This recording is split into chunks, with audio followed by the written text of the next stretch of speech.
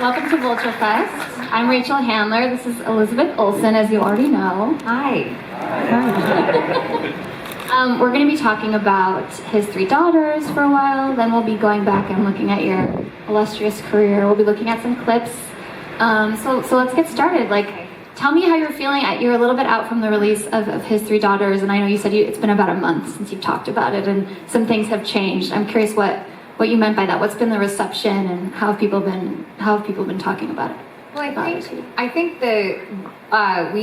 we just had a break from doing press in August and September, and I think we had maybe a month off, and then we had kind of a random Q&A not too long ago, and it's just nice talking about it because I think I don't know, nothing has really changed per se, but I have been able to speak with more people who have seen the film, who found the film in different ways, friends of mine who said, why didn't you warn me? And there's a part of me that thinks, not insensitively, but very kind of practically about our collective experience having to deal with mortality and hospice.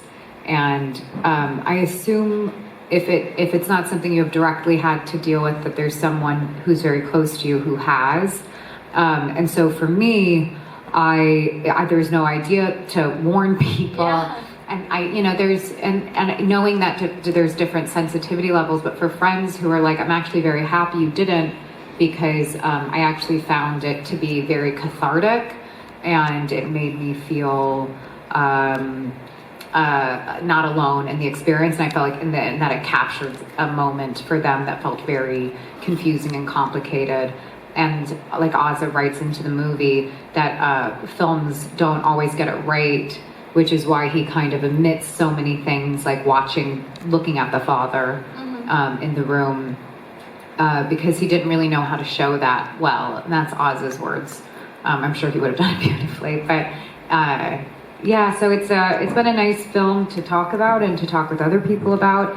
And it was a film that was made with. Sorry, I'm such a long-winded person. I love it. It's great. Perfect. I do love a dialogue, but I also am like, let's go. But it was such a short film, and when we were shooting it was 17 days, and it was in between Thanksgiving and Christmas 3 years ago, and it felt like we had no expectations of what would come of it, that the whole point of the exercise of doing it was for the three of us to get to work with each other and to work with Giovanna Depo again as well, and Oza, obviously the writer-director as well, again, and it really filled up like such a more expansive space than just 17 days can allow in ways.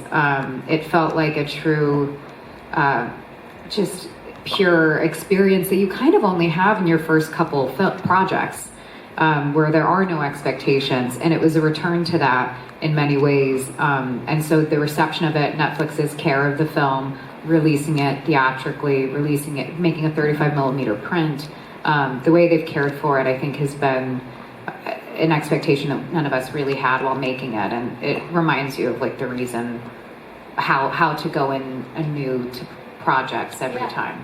What did he say, and what was your response? So Oza and we worked on a show that we were talking about, Sorry for Your Loss. We did 2 episodes together, one first season, one second season.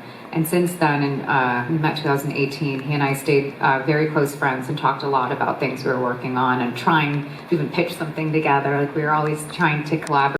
Yeah, and so it was kind of that all the way through. That kind of analog nature became a real tangible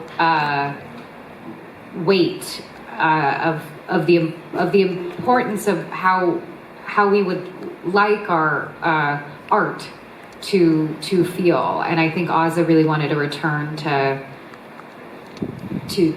making something that was so completely his, without other cooks in the kitchen telling him what to do from a financial perspective. So he wrote something that could be directed and made for so small financially, and that he could edit again for him. Like he's been working with the same editor and the same DP for like 15 years, and this was the first time he changed the DP. This is the first time he became the editor again. And not because he doesn't have great relationships with them, but because he wanted all of this to be like a new exercise in ways. Right. And what about the character? I read that you were kind of surprised by the character that he wrote for you. Yeah. Tell me about that. Well, she's like the sweetest person I've ever played. I think there's a few things, right? So sometimes when you're reading, you think about an arc. You think about something that feels outside of yourself, and at least I sometimes want to be challenged by people's belief system who I play, so that I can challenge my own. And she was someone, and in ways I'm not a lot like her, and so she was someone at first on the page. I was like, well, there's no real clear arc, and I don't. Oh gosh, what am I supposed to? How am I going to do this? Like someone who moves sort of out west from New York City and is a deadhead. Like I don't even listen to that music. And so and then there is a deeper level of understanding it where I got to really think about the women in films that represent New York City that I grew up with. And I think about Carol Kane, I think about Diane Weiss, and I think about Diane Keaton. And so I at least got to, in some ways, think about those women as these kind of buzzy, hummingbird-like, neurotic, at any moment could break down into tears type characters that I adored growing up. And so it became like a different thing for me.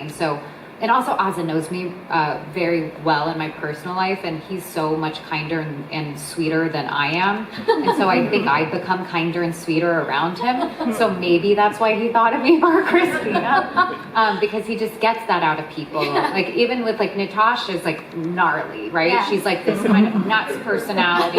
She's totally formidable, and she'll, she just kind of comes in and takes up this space.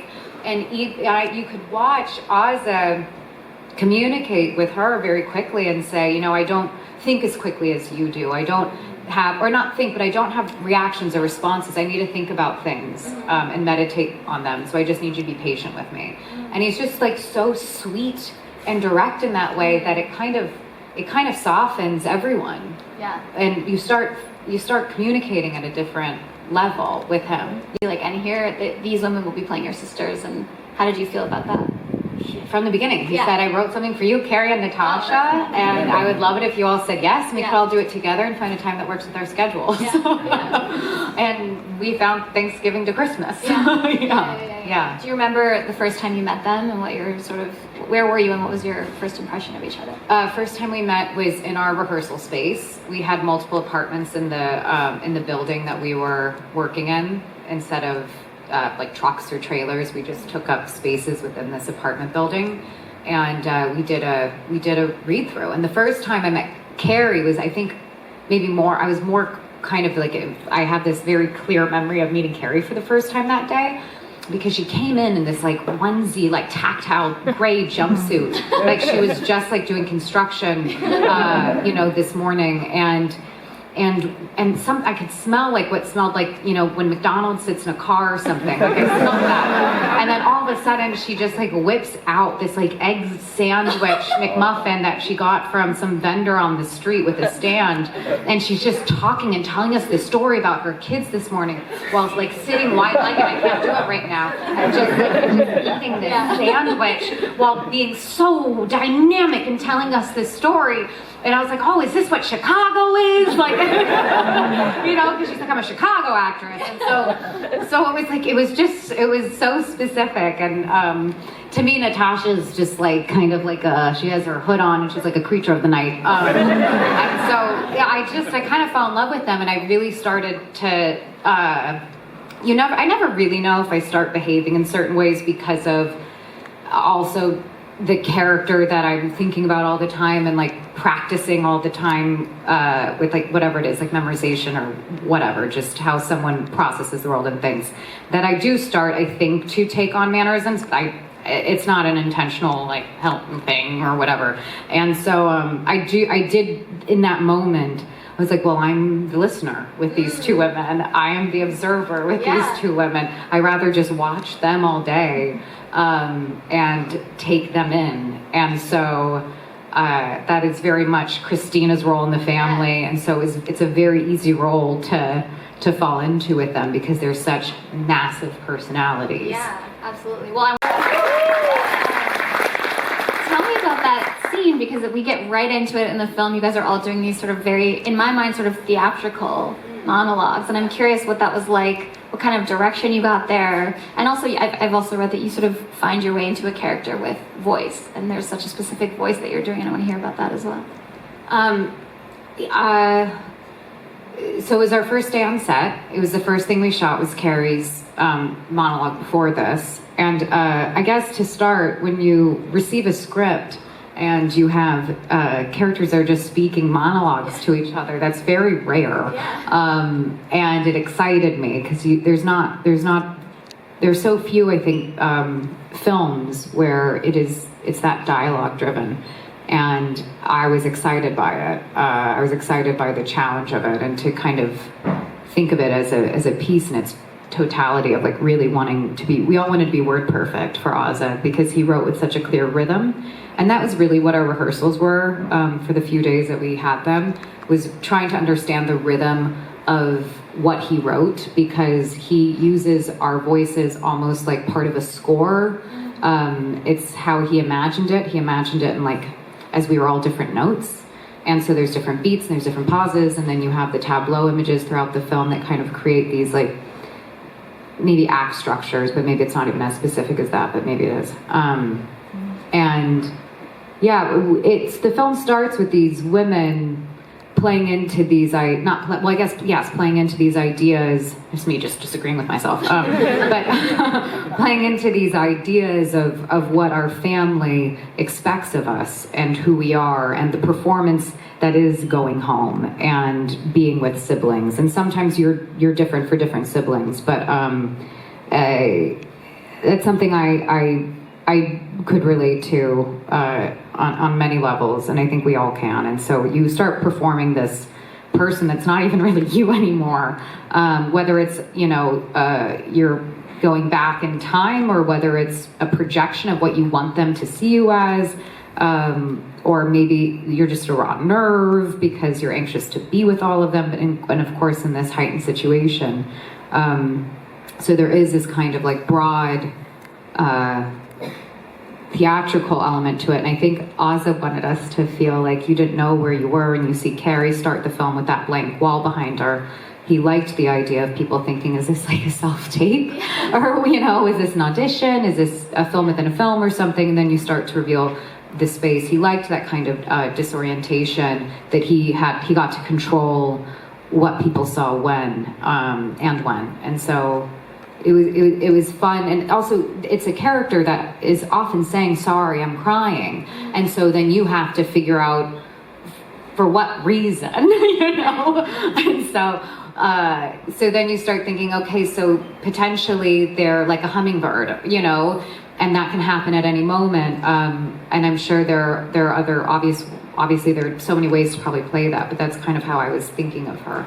How did you find your way into that sisterly dynamic? Did it happen really quickly? Were you guys able to kind of quickly find that? Were you your characters right away? I mean, it's a few things. We all had to be in this space together and understand, like you were saying, with the accent or the dialect that we were falling into. We had to together sound like we were part of the same family. And so there was an adjustment there of us trying to figure out that we had similar sound changes and technical things like that.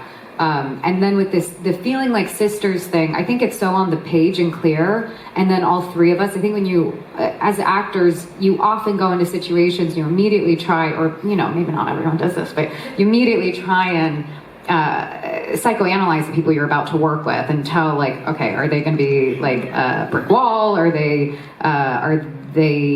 Is this actually who they are? Are they doing a performance of themselves? And you very quickly try and like do a scan and analyze your partners. And all three of us are very much just like this. I mean, as I maybe could, like I explained with Carrie, we were all just very completely ourselves very quickly. And so I think that helps create an intimacy that sisters could have of a history. But it really is on the page. And then also we had the privilege of getting to shoot in order because we were really just one location. And then our exteriors were still that same, just right outside that location. And so we were able to shoot in order and kind of fight with the natural daylight. That was really the only obstacle for us as to why we shouldn't shoot in order. And while the film is written, that, you know, it starts off, as we were talking about, these kinds of ideas of who we are with our sisters, that on the script, that starts to become complicated as the film continues. And because we were filming in order, these sisters are getting to really know each other in a different way, while Carrie, Natasha, and I were also getting to know each other in a different way. And because it was such a small, contained film, we were quite literally on top of each other all day long. There was no real like retreat to someone's, you know, private space. And so I think there's a real tool in shooting in order, because you really get to build upon something. And I think part of that intimacy was because of getting to do that. And like the sort of way that you're kind of lobbying each other to each other's sides, the little glances, the passive aggression, the way that like the littlest things are just, you could just like destroy each other. And I'm curious how much you talked about that as a trio. We talked a lot about the alliance between Katie and Christina, and their more shared history that almost like Katie really holds on to in a very immature way. And Christina, I think, wants to distance herself from it more and be a little bit more courteous and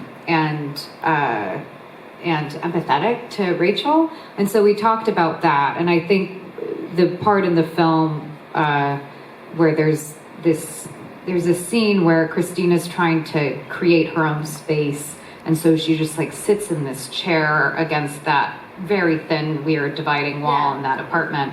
And it's almost like a rotating door of Katie being confused by her behavior and Rachel being confused by her behavior, when really all she's trying to do is just like have her alone time in a public space. And I think that's the part of the film where there is no clear alliance anymore. And then you start to see this connection between Katie and Rachel that starts to happen because of that kind of disruption. And it's really all on the page, but so I think it was really just us being true to what Oz was hoping for, really. Like, did it ever get therapy like? You know, not actually in relationship to the sister dynamic. You know, Natasha and I bonded over things that had nothing to do with what we were filming. And Carrie also juggling work with having 2 kids and being away. Like, those were more the conversations we were having. Sometimes we had conversations about, we heard great stories from Carrie when her grandma was passing away, and how hilarious of a time it was for her family and how much laughter there was. And so we talked about those kinds of things. We didn't really talk about, I think there's something about blending things that are too literally close to what you're shooting that doesn't allow you to have distance enough to do your job the best you can. And so it's not something I really think about intentionally, because then that's assuming that me, Lizzie, is just bringing, if I brought everything that was realistically mine to my job, then in my mind, I will dry out of ideas. Unless I'm having wild experiences annually. So that's why I kind of think of it. I don't necessarily, it's obviously me, but I don't necessarily like make those kinds of connections. Recently, she said that you specifically are always thinking about how we're all going to die. And I'd love to know more about that.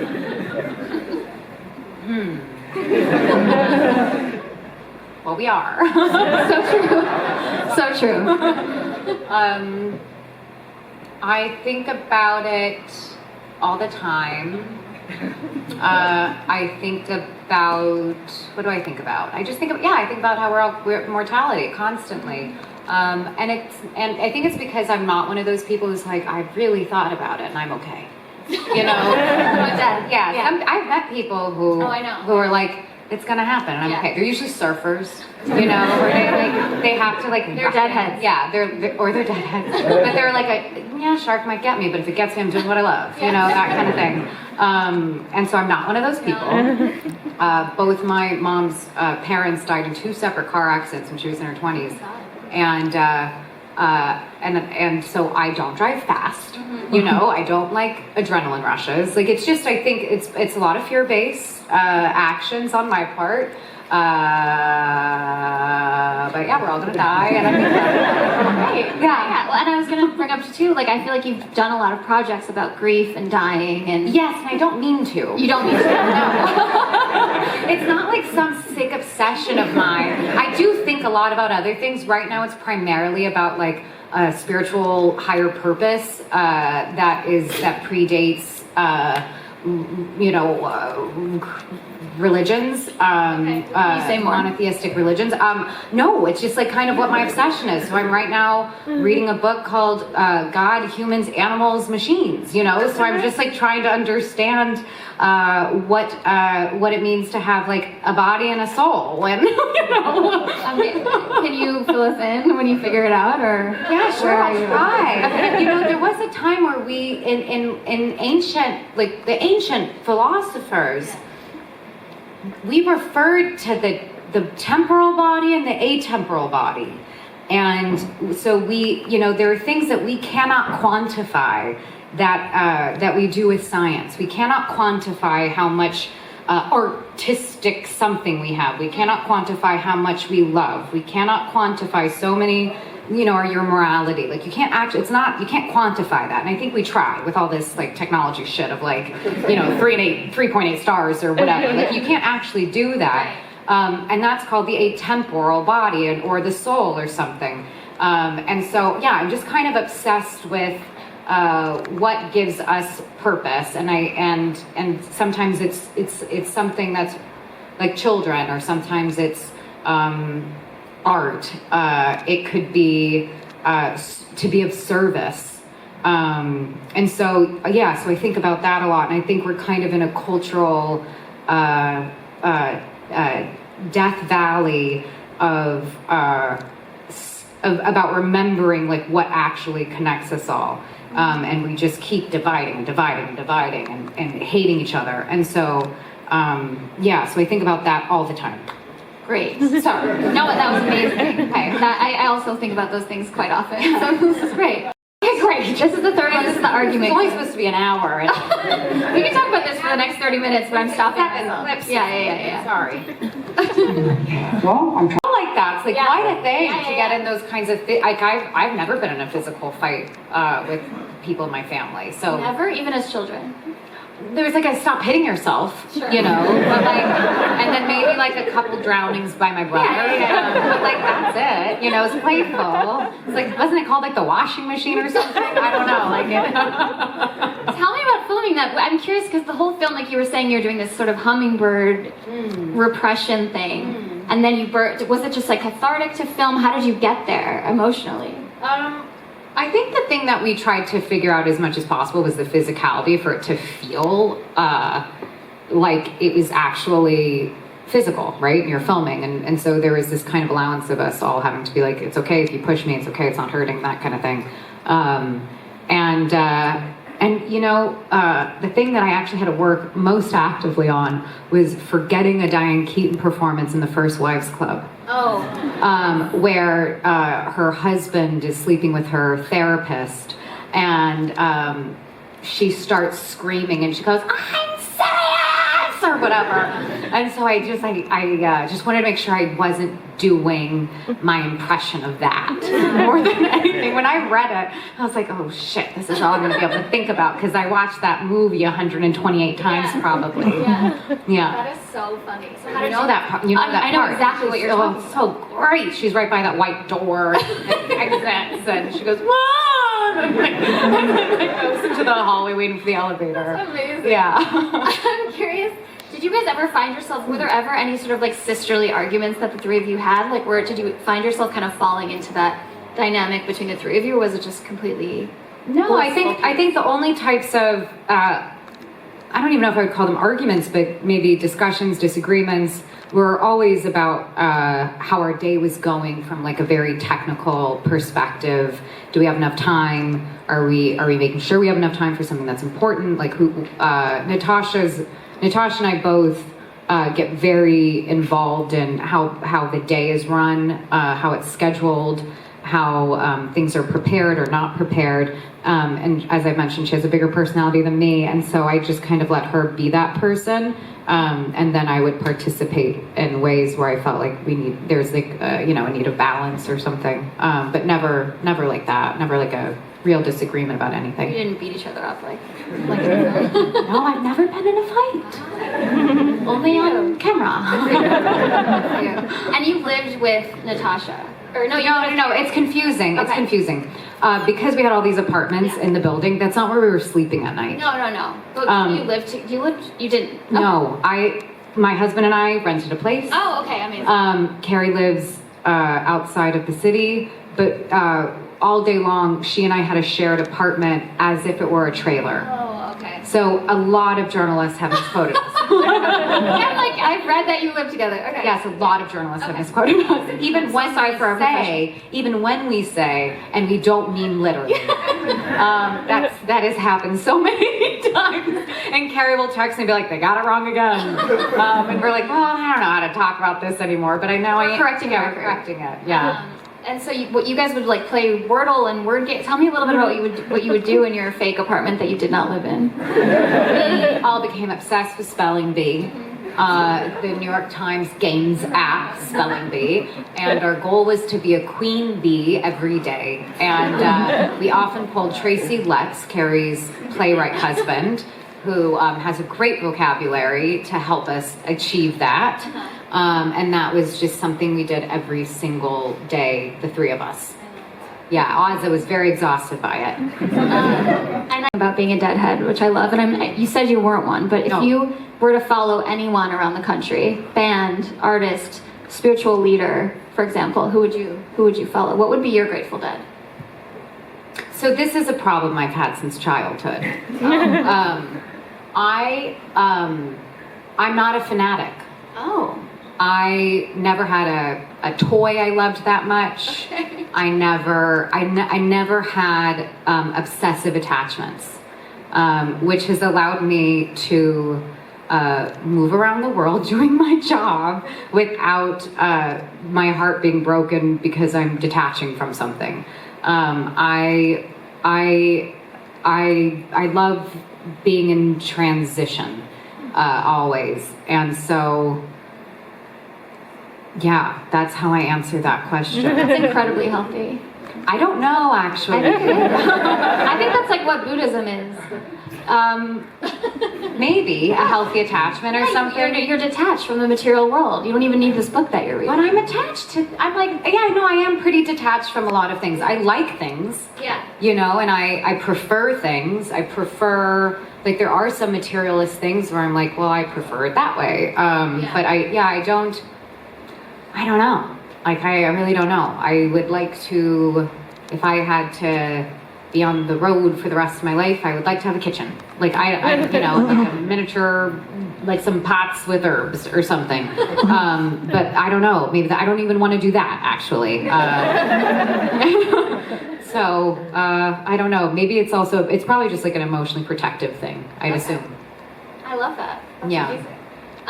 Tell me what would you do? What would I do? Yeah, would I follow an answer for that? Yeah. Oh, God. I mean, I'm kind of obsessed with Ariana Grande, so I feel like she's my Grateful Dead. She's really entertaining. I love her. Yeah, like she's been great on us. Not to creep her out, but I would follow her. Yeah. I would. She's got a great character that she adjusts for whatever reasons, whatever she's doing. Yeah. I love that pop stars get to do that. I know. Pop stars really just they just get to be in a phase. They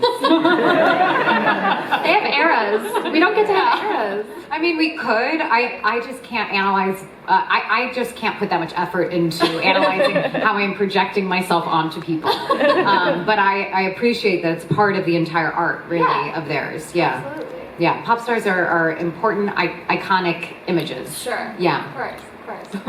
And important, that's maybe, that might not be the right word, but it's nice to have. Yeah. For distraction of our mortality. Yeah. To stop us from staring into the void. We need her. Yeah. I don't want to do projects that are just streaming, and theatrical release is very important to you. Yes. And so tell me a little bit about navigating that. Obviously, this was in theaters briefly. Yes, which is as much as they do actually at Netflix, and they do 2 weeks, and I was so grateful that they did that. I thought the way they released it was really beautiful. They gave us multiple 35 millimeter prints of the film so people could see it projected in multiple theaters in Los Angeles. I know in New York, and I'm not sure really where else, but I was so grateful that they did that, and they kind of took care of this analog nature of the film that we loved. And I do think that I have a gratitude that they made sure that, knowing that that was important to us, that it was honored. Was this something you said, like, I need this to be theatrical? Because I know you also... it was something that Oasin said. Okay. Yeah, Oasin wouldn't have made a deal if he didn't get to have a theatrical release. And it ended up, a 35 millimeter print was not part of that. That was more like they did that just kind of because it was something we asked for as a group, and it was something they were happy to do, and knew that it would create more of like an event around going to the theaters when you get to have those. Going to see a film print of something, like anything can happen. There's a human involved in projecting what you're watching, and there's you could see stitches sometimes based on when people are changing the reel over. And I got to see The Brutalist in 70 millimeter at the Arrow, and it's different. It's something that feels more alive, and it was such an energized audience. And I understand that TV is at home, right? So that's streaming, or that's a network, or a network usually has a connection to streaming. But I do think,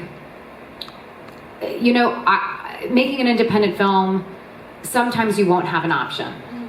Let's say you don't have many people, especially right now, acquisitions are very complicated and difficult, and we're all trying to understand how to move this thing forward while people are like constantly losing money. And so I think streaming sometimes is the only option for small films to be seen. I just don't have an interest in making something with the intention of knowing it's for streaming for a film. Because I think a few things. I'm grateful that these big movies, I do not blame them for the way we watch things now. Like, I don't agree with that at all. I agree with what P.T. Anderson said, which was these Marvel films, specifically I can speak to being a part of them, they help keep theaters able to pay the rent. And he had said it in relation to Licorice Pizza, because of Spider-Man doing so well, these theaters get to stay in business, and like I get to then show Licorice Pizza. And I do think that's the relationship. I do think streaming films has really become the disruptor within the film industry. So to me, it's really about if you can and you can ask for it and you can demand it. I do think theaters are important places for community and places for real human interaction, and can feel like a special event. And so that's how I feel, I guess. Yeah, no, that makes a lot of sense. I just read that Todd Solondz's piece in the New Yorker about how he's trying so hard to get Love Child made, which is the movie that you're cast in. Yeah. What's going on there? Is that something that you've been like rallying for? Yeah, I'm not a producer on it, but I've never hustled more for a movie that is having a hard time getting made. There's so many things I could say about that in private, but it really comes down to having really responsible budgets, but in order to do that, you have to write to the budget, which is what Oasin did so well. And not every movie can be made with favors for crews, right? You can't ask crews to be paid a really shitty wage who have to pay their rent and their kids whatever. And so it's a balance, right? You don't want to assume like, oh, let's just run and gun it, and we'll do it, non-union, and we'll, be a lot of favors, because that's not actually supporting the crews well enough, or anyone really. And so I don't know. I find it all to be really frustrating and disheartening right now, specifically for film. And I just have to remember that there are studios that do quite a range. Searchlight, for instance, being one of them. They do like quite a range of films. There's studios that are making movies of those kinds. But I don't know. Yeah, there's a lot of. Every project I want to do usually is like a little adjacent to a genre or whatever, and like everyone wants to know like what's that genre, and like I don't know what the hell the genre is for His Three Daughters, but I find it funny and I find it has a lot of heart. But like what is it? I don't think maybe it's a drama, but I don't know. Like it's like a what dramedy, but like what is that even? And so I just find that question is like a part of the like. Raising the money. It's so boring, probably. Not what you guys wanted to hear today. So no, this is great. I mean, do you have any? Can you tell us anything about the Todd Solondz movie? No, if anyone who's writing about this interview today, if you guys want to make like a big bold notice that says Todd Solondz needs money to make a movie, that would be great. And you obviously, it seems like your heart and you prefer to do sort of like indie projects versus like a big Marvel. How do you think of it in your mind? Is it like one for them, one for me? Is it like... I'm not sure yet. I never really had the mentality of one for them, one for me. I think because I've had Marvel has been such a consistent thing I've been able to return to, and has created what's the word? Some feeling of insurance in my life that has given me freedom to choose other jobs. So I haven't felt like, and then I'll do this to do this. Returning to Marvel has always felt like a choice, not like someone's making me do something.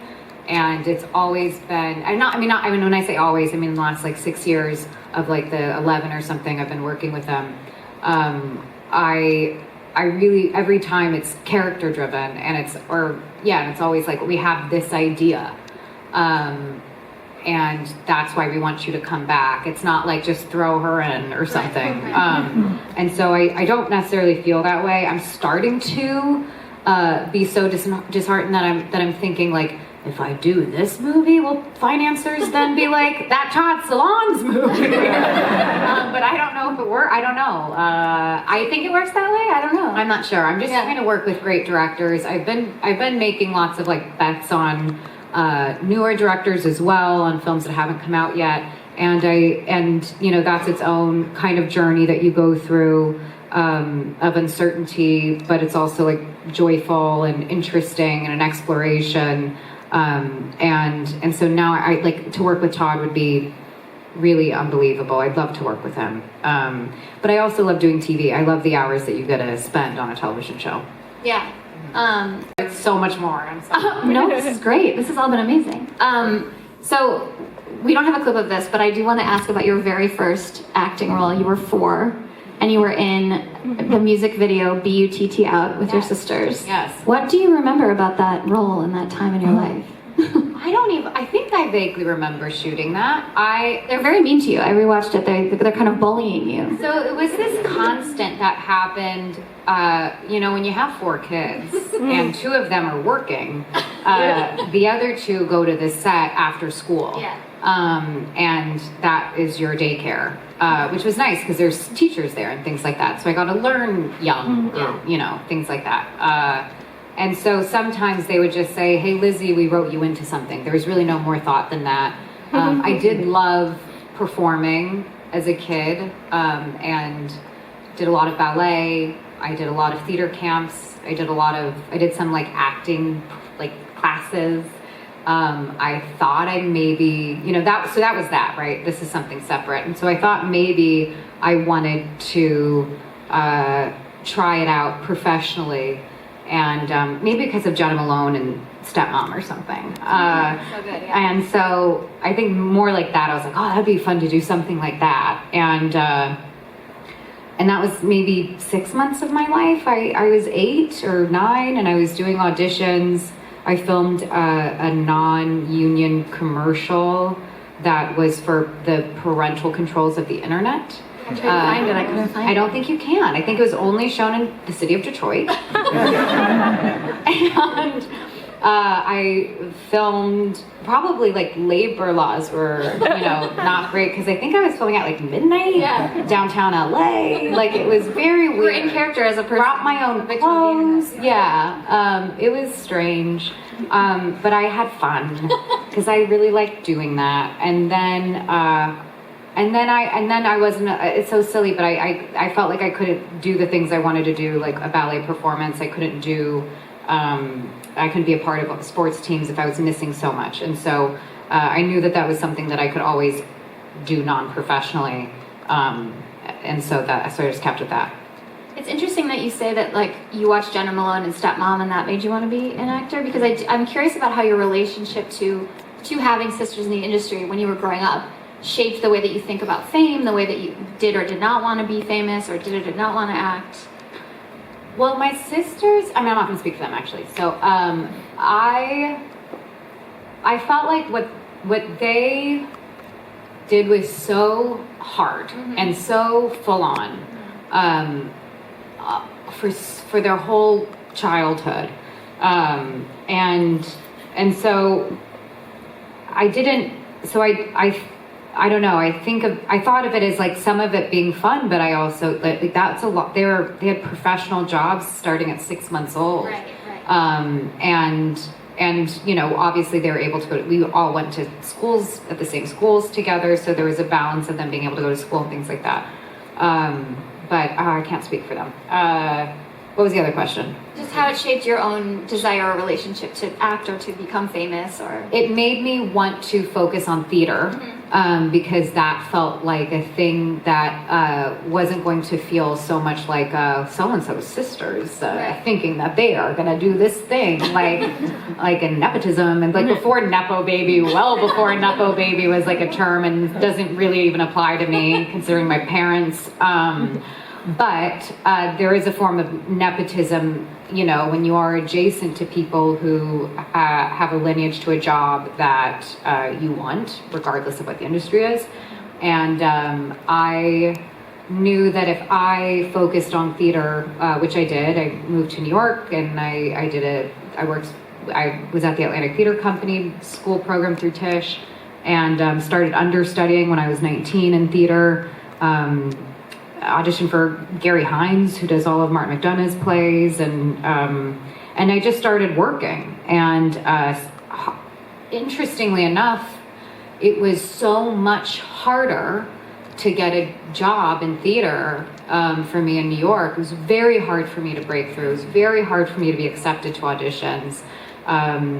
I was definitely profiled in a way, and so it was because of my school and them producing Martin McDonagh's plays that I was able to meet a casting director at one of these understudy auditions who started casting me as an understudy.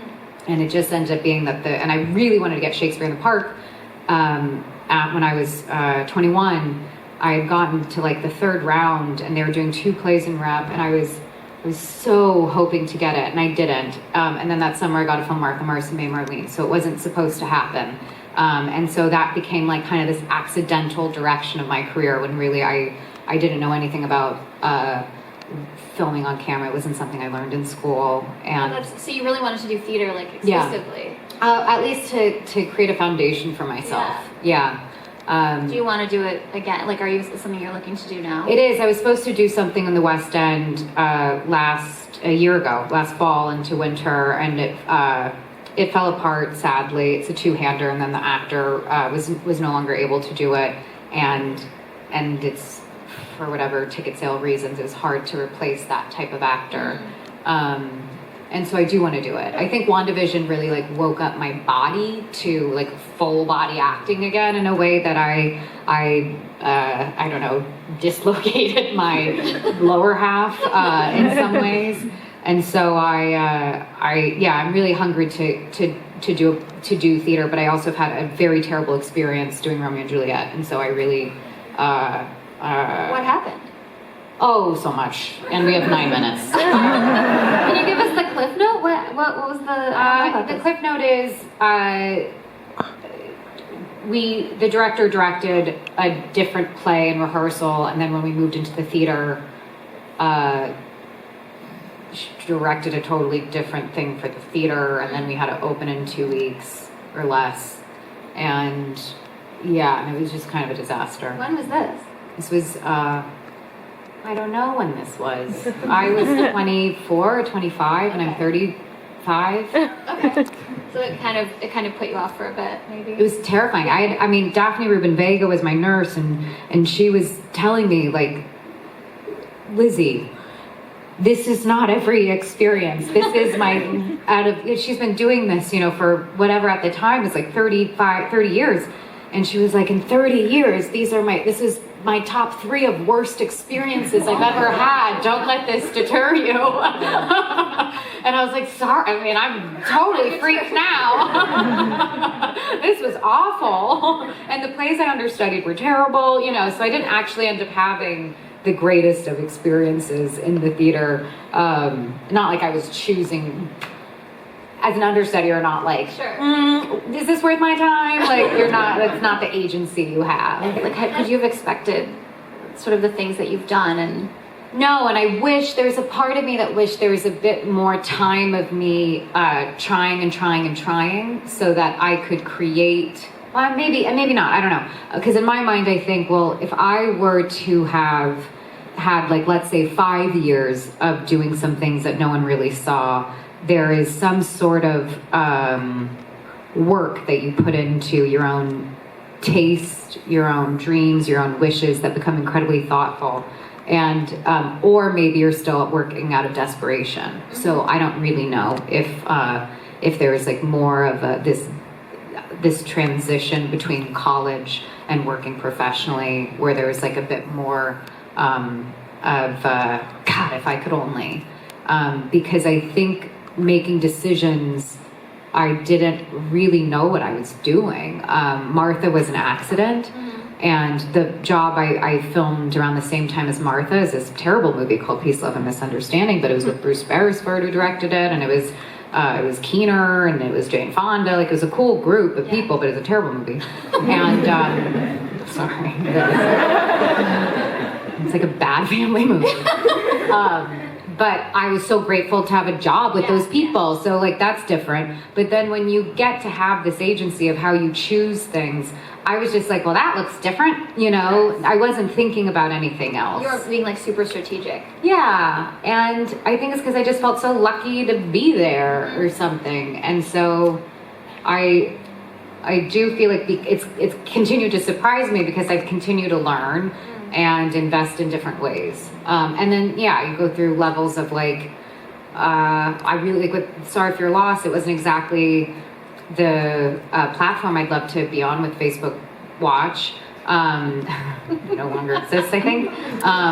But we got to do a straight to series order, and Showtime wanted to like keep putting us on hold. And so, and then I got to learn how to produce. And so I'm so grateful that I had that experience, and I met Ozza, the circle with his 3 daughters. And like so many great filmmakers. Kat Candler was one of our directors. It was just a great group of people. James Ponsel. Sort of consciously choosing things. When did that switch for you, and what were you looking for? I think I've always tried to get better at it. I think it was because I had this time where I was doing Sorry for Your Loss for 2 years, Marvel projects, and then it went into WandaVision, and then WandaVision went into Love and Death? No, Doctor Strange. Oh. And then I did Love and Death. And so it was kind of around then where I was like, okay, I'm Marvel, done. You know, like that's that chapter. Yeah. And so now what? And Love and Death was such an amazing character for me, and I loved David, and I loved Leslie, and I loved the ensemble, and I had so much fucking fun doing that. I love that show, and so it really was then that I just started trying to figure out, now how do I get back to being considered, that there's a list of filmmakers I would like to work with.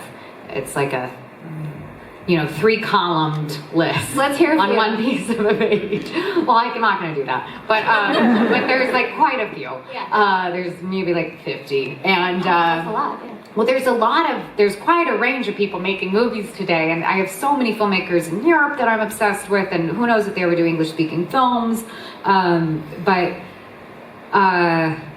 to say that I think I realized that I wasn't potentially being considered for things I would like to be considered for because I wasn't doing enough of that. And so His Three Daughters was an attempt at that.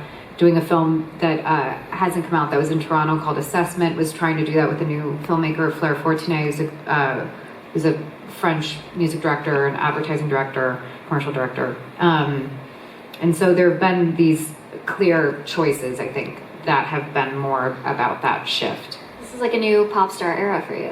Yeah, I'm in some era. You're in an era. I'm in an era. And you're doing like an Albert Brooks style rom-com, correct?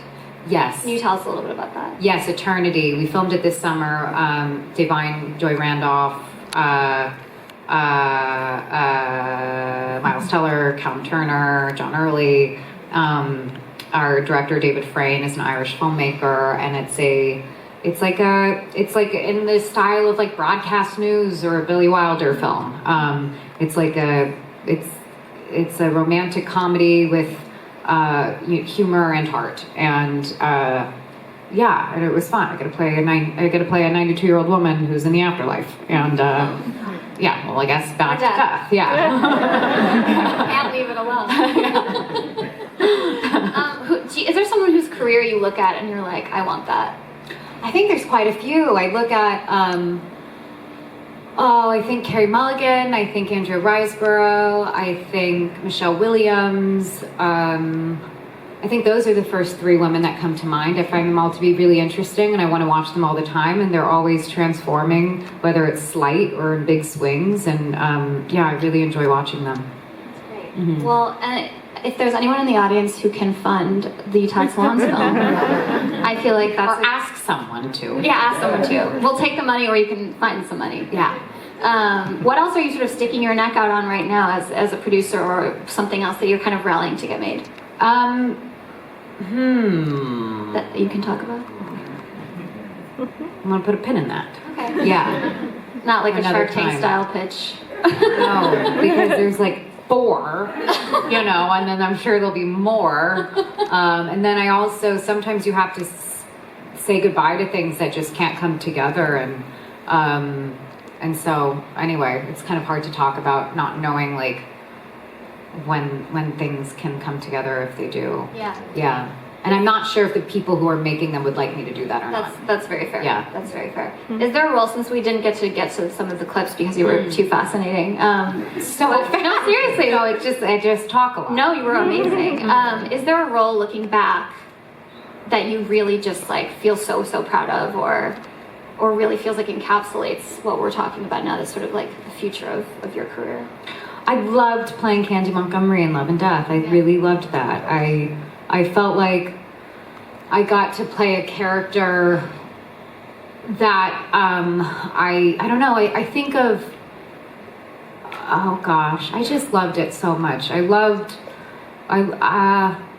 There's something that happens when you are so physically like taking over this, like, I like think of them as like a sculpture that I'm like popping into, and I felt like there was no wrong move I could do when I was in her, that like every impulse was fine to try. Like I wasn't second guessing anything. I really felt so connected to to who I created in a very thorough way that I really had fun doing. And I thought the tone was fun and playful, and I do think some of the humor was a bit trimmed out in later episodes.